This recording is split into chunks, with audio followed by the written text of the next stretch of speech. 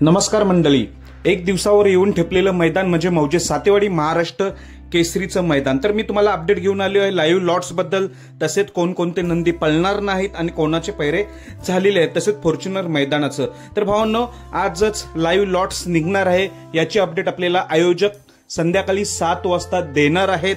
म्हणजे final update दिली जाईल, किती नोंदणी झाली आणि लाईव्ह लॉट्स किती वाजता चालू होतील। पण बॅनर तुम्ही हा बघू शकताय, बॅनरवर स्पष्ट लिहिलेलं आहे, जरी 24 ऑक्टोबरला मैदान असलं तरी लाईव्ह लॉट्स 22 ऑक्टोबर म्हणजे आजच काढले जातील। त्याची अपडेट आपल्याला संध्याकाळी 7 वाजता मिळणार आहे आणि आजच लाईव्ह लॉट्स निघण्याची शक्यता आहे। तर भावांनो, फॉर्च्युनर मैदानाबद्दल मी अपडेट देतोय। फॉर्च्युनर मैदान कसं होईल 9 नोव्हेंबरचं, आदत बैल की दुसरा बैल की ओपनचं, याचं उत्तर आपल्याला मौजे सातेवाडी मैदानापर्यंत 100% मिळणार आहे। या 2 दिवसात तर नक्कीच अपडेट येईल। हे मैदान कसं असणार आहे, शक्यतो ओपनच असण्याची शक्यता आहे, पण चर्चा बरीच रंगू लागली। आदत बैल असू शकतो, दुसरा बैल असू शकतो किंवा ओपन, तर याचं उत्तर आपल्याला मौजे सातेवाडी मैदानापर्यंत दिसणार आहे। आणि एकदा मुलाखत पडली चंद्रार दादा पाटलांची, ती लगेच नोंदणीला सुरुवात होईल 9 तारखेच्या फॉर्च्युनर मैदानासाठी।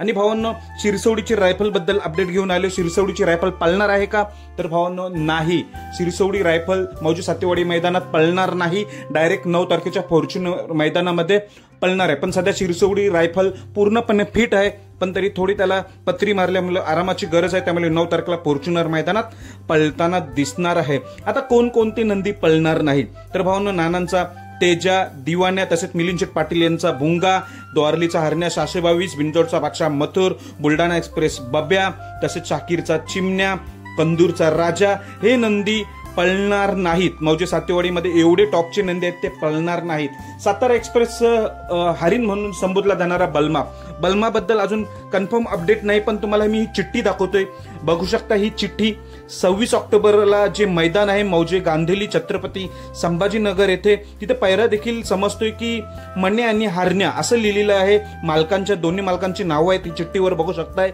म्हणजे हरिण म्हणजेच मला असं वाटतं बलमा असू शकतो ना, बलमाचा मण्या पैरा, पण नक्की काय अपडेट नाही। हे 26 ऑक्टोबरला मैदान आहे मौजे गांधेली छत्रपती संभाजीनगर, तर हरिण नाव दिलेलं आहे आणि हरिणच्या सोबत मण्या, तर हात पैरा असू शकते। हरिण म्हणजे आपला बलमा असू शकतो। हा झाला बलमाचा अपडेट। तर भावांनो, पैरे कोणाचे फिक्स झालेले आहेत आतापर्यंत, तर भावांनो, सप्तहिंद केसरी सुंदर बॉसचा पैरा, मागची जोडी म्हणजे मल्हार आणि सुंदर बॉस ही जोडी दिसू शकतो, किंवा बिरजा सोबत, पण जास्त करून सुंदर बॉस आणि मल्हार ही जोडी दिसणार आहे। सौ उर्मिळताई गायकवाड यांचा जो अर्जुन आहे, अर्जुन आणि बब्या ही जोडी आपल्याला दिसण्याची शक्यता आहे।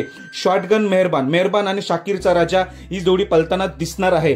शाकीरचा वजीर आणि सासवडचा बादल ही जोडी आपल्याला पलताना दिसणार आहे। छत्रपती संभाजीनगर एक्सप्रेस म्हणून ओळखला जाणारा लखन आणि वादल ही जोडी आपल्याला पलताना दिसण्याची शक्यता आहे। बैलगाडा क्षेत्रातील रॉकेट, घोटचा सर्जा आणि चिक्या ही जोडी आपल्याला पलताना 100% दिसणार आहे। आणि बकासूरचं अजूनपर्यंत नियोजन कन्फर्म नाही, पण चिठ्ठी नक्कीच नोंदवलेली असेल मौजे सातेवाडी मैदानात मोहिलशी धुमाल यांच्या नावाने।